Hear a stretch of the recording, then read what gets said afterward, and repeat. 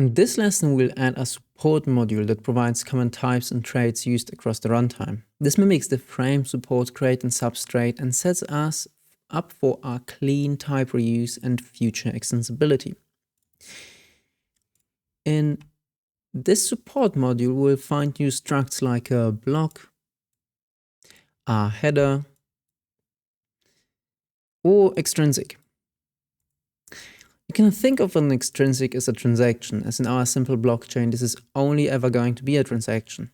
In the Polkadot SDK, our extrinsic can be more than that, but it's something we don't need to cover in this course. Let's zoom out a little bit. I use a sense a transaction. This transaction hits a node, and what does the node initially see? Just bytes. Step 1 is to decode those bytes into a type package we call an extrinsic generic over caller call. Who sent it? The caller, aka the origin. What they want to do? Call an enum variant like balances, double colon transfer. Inside our runtime, we can create one place which catches the extrinsic. This leads to, we can, for example, check if the extrinsic is signed, withdraw fees, and check the weight. We can as well route the call to the correct palette and pass along the origin to the palette so it can enforce permissions. This single place is the runtime, implementing what I'd like to call now a dispatch handler. It is the entry point for our whole state transition function. Every palette implements the dispatch trait so the handler can do the following. We've got, for example, a call, and this call gets matched on whatever it can be, for example, balances transfer, and then this causes that the balances transfer function is being called with the correct parameters.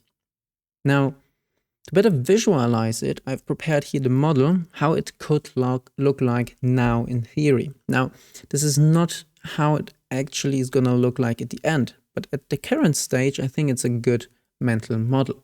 We receive some bytes and we decode them and verify there's a signature, verify the signature, whatever. The details are not important here. Now we receive our extrinsic, which holds a caller and a call. This is being passed to the dispatch handler and to the runtime in general. And this dispatch handler then decides what kind of palette and what kind of function of the palette to call. So I just called it the dispatch function, and that's then going to be called, for example, balances, and is supposed to return a dispatch result. And it's always going to return a dispatch result. So every time the dispatch handler calls a function, it expects a dispatch result function return type. If we take a look now in our support.rs, so in the support module, we can see that there is indeed a dispatch result type and a dispatch trait, which defines the associated types, a caller and a call and a dispatch function, which again here expects then a caller and a call as the arguments and is returning a dispatch result. This time your task is quite simple. First of all, create a support.rs file if you need to. Then you would need to copy over this code. Probably you will find it somewhere inside the video description as well. If you need to, if you follow along using .code School or the tutorial extension, it's already gonna be out there.